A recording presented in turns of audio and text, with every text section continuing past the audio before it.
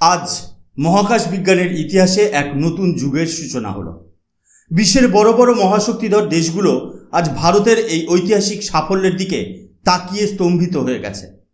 আজ যা ঘটেছে তা কেবল একটি রকেটের সফল উৎক্ষেপণ নয়, বরং বৈশ্বিক মানচিত্রে ভারতের এক নতুন শক্তির উত্থান। নমস্কার, আমি সুশোভন, আর আপনারা দেখছেন আপনাদের প্রিয় চ্যানেল অদ্ভুত অথচ বাস্তব। বন্ধুরা, আজ ভারত সরকার এবং আমাদের দেশের বিজ্ঞানীদের দূরদর্শিতা বিশ্বমঞ্চে এক অভাবনীয় নজির সৃষ্টি করেছে। আজকের সবচেয়ে বড় ব্রেকিং নিউজ হলো, ভারত তার ইতিহাসের প্রথম প্রাইভেট সেক্টর রকেট লঞ্চ সম্পূর্ণ সফলভাবে সম্পন্ন করেছে। শুধু তাই নয়, এই রকেটটি অত্যন্ত নিখুঁতভাবে তার সাথে থাকা সমস্ত স্যাটেলাইট এবং পেলোডকে নির্দিষ্ট কক্ষপথে স্থাপন করতে সক্ষম হয়েছে। ভারতের মহাকাশ গবেষণার ইতিহাসে এই প্রথম কোনো বেসরকারি সংস্থা এই অসাধ্য সাধন করে দেখালো। আর এই সাফল্যের হাত ধরে গোটা পৃথিবীর বুকে ভারত আজ তৃতীয় এমন দেশ হিসেবে আত্মপ্রকাশ করল, যার নিজস্ব প্রাইভেট সেক্টরের কাছে এই ধরনের মহাকাশ অভিযানের সম্পূর্ণ সক্ষমতা বা ক্যাপাবিলিটি রয়েছে। এই ঐতিহাসিক ঘটনার পর আজ বিশ্বের বড় বড় বিশেষজ্ঞ মহল তোলপাড় শুরু করে দিয়েছে। কিন্তু এই সাধারণ দেখতে লাগা ঘটনার আড়ালের আসল সত্যটা কি? কেন এই মিশন ভারতের জন্য একটি জায়ান্ট লিপ বা বিশাল বড় লাফ হিসেবে প্রমাণিত হতে চলেছে? আজ আমাদের এই প্রতিবেদনে আমরা এমন কিছু বাস্তব প্রশ্ন তুলব যা আপনাদের এই সম্পূর্ণ বিষয়টির গভীরতা বুঝতে সাহায্য করবে। প্রথম প্রশ্ন, যেখানে ইউরোপীয় ইউনিয়ন, জাপান কিংবা চীনের মতো দেশের বেসরকারি সংস্থাগুলো যা করতে দিনের পর দিন ব্যর্থ হচ্ছে, সেখানে ভারতের একদল তরুণ তরুণী কিভাবে মাত্র কয়েক বছরের মধ্যে এই অসম্ভবকে সম্ভব করে দেখালো? দ্বিতীয় প্রশ্ন, ভারতের এই স্পেস সেক্টর রিফর্ম কিভাবে বিশ্বের $30 বিলিয়ন কমার্শিয়াল লঞ্চ মার্কেটে ভারতের আধিপত্য চিরকালের জন্য সুনিশ্চিত করে চলেছে? এবং শেষ প্রশ্ন, ভারত সরকারের এই মাস্টার স্ট্রোক কিভাবে আগামী দিনে ভারতের সুরক্ষা ব্যবস্থা এবং জিওপলিটিক্স বা ভূ রাজনীতিতে ভারতের স্ট্র্যাটেজিক অটোনমিকে এক নতুন উচ্চতায় নিয়ে যাবে? আজকের এই স্পেশাল এপিসোডে আমরা এই সমস্ত প্রশ্নের নিটল এবং বাস্তবসম্মত অ্যানালিসিস করব। তাই কোনো অংশ বাদ না দিয়ে সম্পূর্ণ ভিডিওটি শেষ পর্যন্ত মনোযোগ দিয়ে দেখুন। বন্ধুরা, এই ঐতিহাসিক মিশনের নাম দেওয়া হয়েছে মিশন আগমন। সংস্কৃত এই শব্দের অর্থ হলো অ্যারাইভাল বা আগমন, অর্থাৎ মহাকাশের বাণিজ্যিক লড়াইয়ে ভারতের বেসরকারি খাতের আনুষ্ঠানিক আগমন ঘটে গেল। আজ সতীশ ধাওয়ান স্পেস সেন্টার শ্রীহরিকোটা থেকে এই রকেটটি উৎক্ষেপণ করা হয়। রকেটটির নাম রাখা হয়েছে বিক্রম-1, যা আমাদের ভারতের স্পেস প্রোগ্রামের জনক বিক্রম সারাভাইয়ের নামে নামকরণ করা হয়েছে। তবে এই মিশনের শুরুটা কিন্তু সহজ ছিল না। উৎক্ষেপণের ঠিক 5 মিনিট আগে একটি যান্ত্রিক ত্রুটি ধরা পড়ে, যার ফলে পুরো প্রক্রিয়াটি 30 মিনিটের জন্য পিছিয়ে দেওয়া হয়। মিশন কন্ট্রোল রুমে টানটান উত্তেজনা তৈরি হয়, কিন্তু আমাদের দেশের বিজ্ঞানীদের মেধার উপর ভরসা ছিল পূর্ণ। ঠিক 33 মিনিট পর রকেটটি বুক চিরে আকাশের দিকে উড়ে যায় এবং একটি নিখুঁত টেক্সট বুক লঞ্চ সম্পন্ন করে। বন্ধুরা, আপনারা স্ক্রিনে দেখতেই পাচ্ছেন, খোদ ইসরোর অফিসিয়াল রিপোর্টের হেডলাইনে বলা হয়েছে যে ভারত তার প্রথম সফল বেসরকারি অরবিটাল মিশন সম্পন্ন করেছে। এই বিক্রম-1 রকেটটির প্রযুক্তি অত্যন্ত আধুনিক। এটি একটি small lift orbital launch vehicle, যার দৈর্ঘ্য প্রায় 20 থেকে 24 মিটার। এটি 350 কেজি পর্যন্ত ওজনের পেলোডকে পৃথিবীর নিচের কক্ষপথ বা লো আর্থ অরবিটে অনায়াসে পৌঁছে দিতে পারে। এই রকেটের প্রথম 3টি স্টেজ ছিল স্লিড ফুয়েল বা সলিড প্রপেলেন্ট চালিত। আর সবচেয়ে আকর্ষণের বিষয় হলো, এই রকেটের বডি তৈরিতে কোনো সাধারণ ধাতু নয়, বরং অত্যন্ত হালকা এবং শক্তিশালী কার্বন কম্পোজিট স্ট্রাকচার ব্যবহার করা হয়েছে। এখানেই শেষ নয়, রকেটের ওপরের অংশে ব্যবহার করা হয়েছে অত্যাধুনিক 3D প্রিন্টিং প্রযুক্তি। মহাকাশে যখন একাধিক স্যাটেলাইটকে আলাদা আলাদা কক্ষপথে পাঠাতে হয়, তখন রকেটের ইঞ্জিনকে বারবার চালু এবং বন্ধ করতে হয়, যাকে বিজ্ঞানের ভাষায় বলা হয় স্টার্ট অ্যান্ড স্টপ ক্যাপাসিটি। এর জন্য রকেটে ব্যবহার করা হয় বিশেষ liquid fuel orbital adjustment module.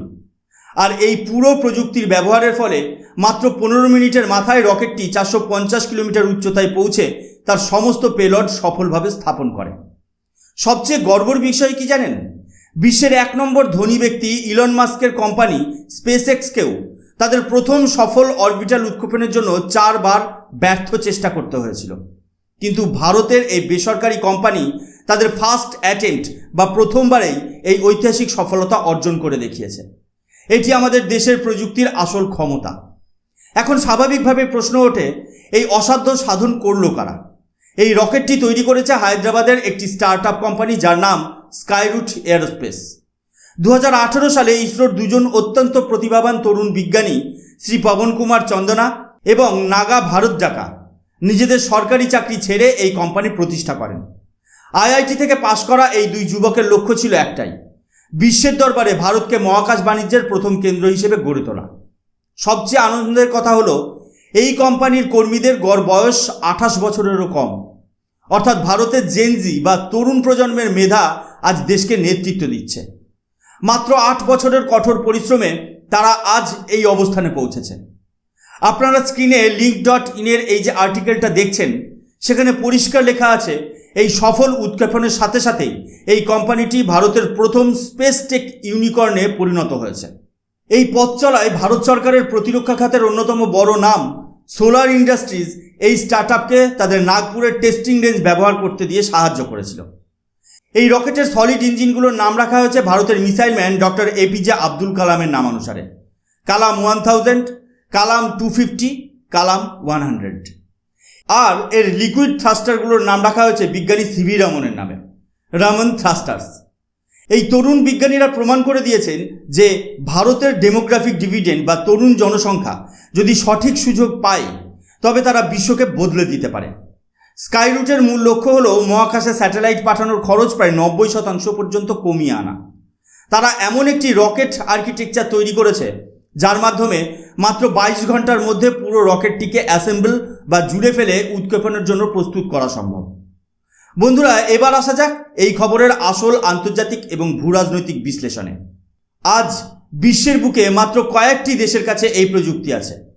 America এবং রাশিয়ার মতো দেশের পাশে আজ ভারতের নাম যুক্ত হয়েছে। অনেকে হয়তো প্রশ্ন তুলতে পারেন যে আমাদের প্রতিবেশী দেশ চীনেরও তো অনেক বাণিজ্যিক রকেট লঞ্চ হয়, তাহলে ভারতের এই লঞ্চ কেন এত বিশেষ? বাস্তব তথ্য হলো, চীন একটি কমিউনিস্ট দেশ। সেখানে কাগজে কলমে যাই বলা হোক না কেন, কোনো কিছুই আসলে বেসরকারি বা প্রাইভেট নয়। চীনের সমস্ত কোম্পানি পরোক্ষভাবে সে দেশের সরকার এবং তাদের সেনাবাহিনীর নিয়ন্ত্রণে চলে। কিন্তু ভারতে সম্পূর্ণ স্বাধীনভাবে পিওরলি প্রাইভেট ক্যাপিটাল এবং মেধার উপর ভিত্তি করে এই ইন্ডাস্ট্রি গড়ে উঠছে। আন্তর্জাতিক মিডিয়াও আজ ভারতের এই শক্তিকে স্বীকার করতে বাধ্য হচ্ছে। আপনারা দেখতেই পাচ্ছেন, আন্তর্জাতিক স্পেস জার্নালের হেডলাইনে বলা হয়েছে, the dawn of new space era, Vikram 1, India's first private orbital rocket. বিশ্ব আজ বুঝতে পারছে যে ভারতের মহাকাশ নীতি কতটা শক্তিশালী। 2020 সালে ভারত সরকার এক ঐতিহাসিক সিদ্ধান্ত নেয়। দেশের স্পেস সেক্টরকে সরকারি বিনিয়োগের জন্য সম্পূর্ণ উন্মুক্ত করে দেওয়া হয়। এরপর 2023 সালে আনা হয় ইন্ডিয়ান স্পেস পলিসি 2023 এবং তৈরি করা হয় ইনস্পেস নামে একটি সরকারি নিয়ামক সংস্থা বা রেগুলেটর, যার কাজ হলো বেসরকারি কোম্পানিগুলোকে ইসরোর পরিকাঠামো ব্যবহার করতে দেওয়া এবং তাদের সমস্ত রকম লাইসেন্স ও ছাড়পত্র পেতে সাহায্য করা। আজ ভারত সরকারের এই দূরদর্শী পদক্ষেপেরই ফল আমরা চোখের সামনে দেখতে পাচ্ছি। ইউরোপীয় ইউনিয়ন কিংবা জাপানের মতো উন্নত অঞ্চলের প্রাইভেট কোম্পানিগুলো যেখানে এখনও ছোট ছোট স্যাটেলাইট কক্ষপথে পাঠাতে হিমশিম খাচ্ছে, সেখানে ভারতের একটি স্টার্টআপ প্রথমবারেই বাজিমাত করে দিয়েছে। এর ফলে বৈশ্বিক মঞ্চে ভারতের বিশ্বস্ততা এবং বাণিজ্যিক গ্রহণযোগ্যতা বহুগুণ বেড়ে গেল।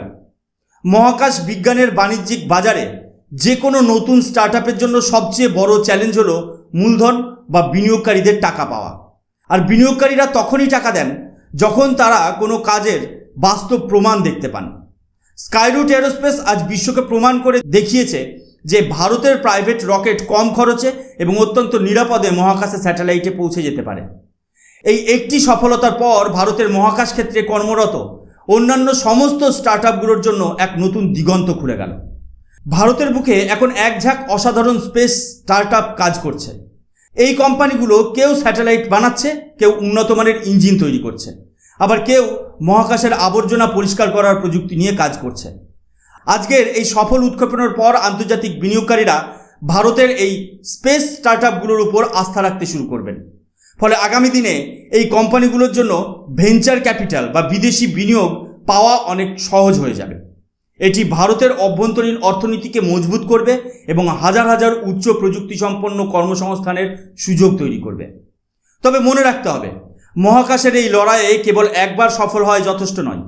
ব্যবসার খাতিরে এই সফলতার ধারাবাহিকতা বা ক্যাডেন্স বজায় রাখতে হবে, অর্থাৎ ঘন ঘন এবং নিখুঁতভাবে এই ধরনের উৎক্ষেপণ করে যেতে হবে, যাতে বিশ্বের বড় বড় কোম্পানিগুলো তাদের কোটি কোটি টাকার স্যাটেলাইট উৎক্ষেপণের জন্য ভারতের ওপর চোখ বন্ধ করে ভরসা করতে পারে। স্কাইরুট এরোস্পেস কিন্তু এখানেই থেমে নেই। তাদের ভবিষ্যতের পরিকল্পনা আরও বড় এবং আরও শক্তিশালী। এই মুহূর্তে তাদের পরবর্তী রকেট বিক্রম-2 এবং বিক্রম-3 এর ওপর দ্রুত কাজ করছে। বিক্রম-2 রকেটটি প্রায় 900 কেজি ওজনের পেলোডকে পৃথিবীর নিচের কক্ষপথে এবং 600 কেজি ওজনের পেলোডকে সূর্যের সমসাময়িক কক্ষপথে পাঠাতে পারবে। এর সাথে সাথে তাদের আরও একটি শক্তিশালী ক্রায়োজেনিক ইঞ্জিন ধাওয়ান-2 এর উন্নয়ন প্রায় শেষের দিকে। ভারত সরকারের লক্ষ্য অত্যন্ত স্পষ্ট এবং সুদূরপ্রসারী। 2033 সালের মধ্যে ভারতের স্পেস ইকোনমি বা মহাকাশ অর্থনীতিকে $44 বিলিয়ন নিয়ে যাওয়ার টার্গেট নেওয়া হয়েছে, যার মধ্যে প্রায় $11 বিলিয়ন আসবে শুধুমাত্র স্পেস এক্সপোর্ট বা মহাকাশ বাণিজ্য থেকে। অর্থাৎ বিশ্বের অন্যান্য দেশের স্যাটেলাইট ভারতের মাটিতে ভারতের রকেটের মাধ্যমে মহাকাশে পাঠানো হবে এবং তার বিনিময়ে কোটি কোটি ডলারের বৈদেশিক মুদ্রা ভারতে আসবে। অর্থাৎ আমাদের দেশের সরকার যে রোডম্যাপ তৈরি করেছে, প্রাইভেট সেক্টর আজ ঠিক সেই পথেই ভারতকে এগিয়ে নিয়ে যাচ্ছে।